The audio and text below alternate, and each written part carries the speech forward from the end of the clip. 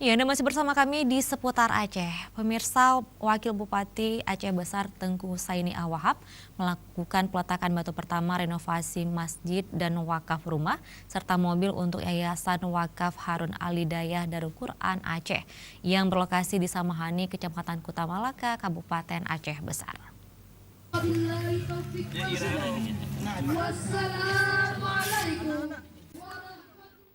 Peletakan batu pertama itu dilaksanakan setelah acara seremonial serah terima rumah dan mobil operasional dari pihak yang mewakafkan kepada pengurus Yayasan Darul Quran Aceh.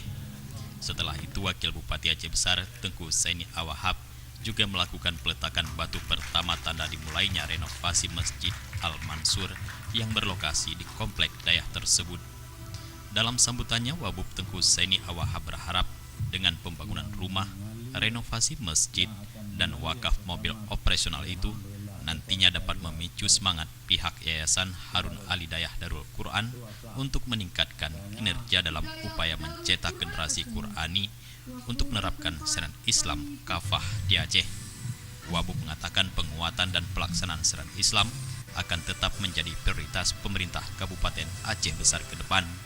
Selain itu, secara khusus, Wakil Bupati Aceh Besar juga mengapresiasi pihak pengurus Dayah Darul Quran Aceh yang telah berupaya melahirkan hafiz yang mampu menghafal Al-Quran.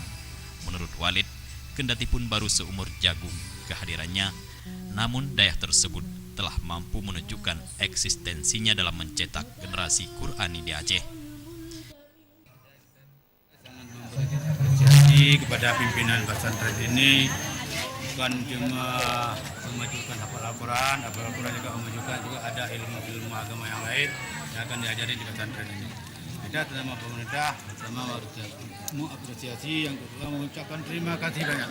Hal ini yang luar biasa, baru 16 bulan sudah ada penghafid yang 10 juz sebagaimana kita saksikan tadi. Ini hal yang luar biasa. Mudah-mudahan juga ada pesantren-pesantren lain yang bisa mencontohi. Dayah Darul Quran Aceh ini merupakan dayah baru terbentuk pada akhir tahun 2016. Dayah yang berdiri di atas tanah wakaf seluas 7 hektar ini dalam proses belajar mengajarnya menerapkan kurikulum terpadu antara kurikulum pesantren modern, dayah salafiyah, dan kurikulum Dinas Pendidikan Nasional setingkat SMP dengan sistem asrama 3 tahun. Ketua Yayasan Harun Ali Dayah Darul Quran Aceh, Dr. Tengku M. Yasir Yusuf MA mengakui dayah tersebut masih banyak kekurangan dan tidak bisa berdiri sendiri tanpa bantuan semua pihak.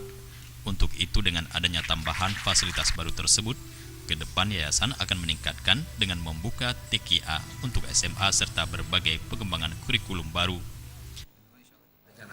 Tahun depan kita akan membuka TKA khusus putri dari wakaf rumah yang sudah diberikan pada hari ini.